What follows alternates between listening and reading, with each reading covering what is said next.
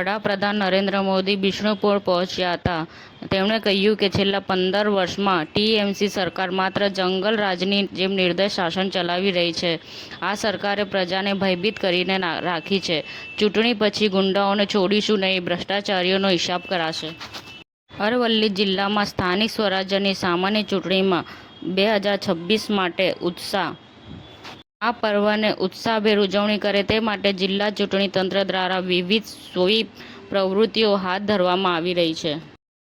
સેવાના સૂર ગુંજ્યા.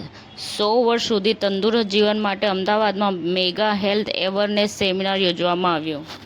મોડાસાના ડોક્ટર મોહમ્મદ હસન વોરાએ મેડિકલ ડિગ્રી મેળવી શહેરનું ગૌરવ વધાર્યું. 35 પરગણા ભાંભી સમાજ ઈડર દ્વારા સમાજનો દ્વિતીય સમૂહ લગ્નોત્સવ યોજાયો.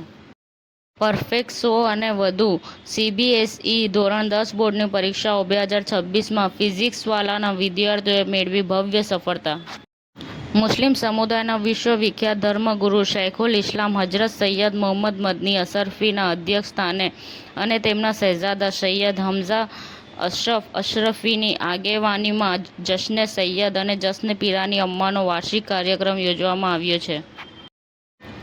આદિત્ય બિરલા જ્વેલરી ઇન્ડિયાએ બડે સગુન બડે ઓફર્સની આસપાસ કેન્દ્રિત અક્ષય તૃતીયા કેમ્પની ઘોષણા કરી.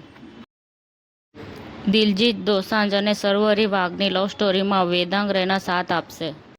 ઇમ્તિયાઝ અલીએ શર્વરી, વેદાંગ રૈના અને દિલજીત સાથે ફિલ્મની જાહેરાત કરી. સમાચાર ટુડે ન્યૂઝ ચેનલની ટીમ અને જે સત્ય છે તે જ બતાવશે. આપ જોતા રહો સમાચાર ટુડે ન્યૂઝ ચેનલ. ગુજરાતની ધરતીનું ગુજરાતીઓ માટે જ, એટલે કે સમાચાર ટુડે ન્યૂઝ. અમારી સમાચાર ટુડે ન્યૂઝ ચેનલને લાઈક કરો, શેર કરો અને સબસ્ક્રાઇબ કરો અને જોડાયા રહો સમાચાર ટુડે ન્યૂઝ ચેનલ સાથે.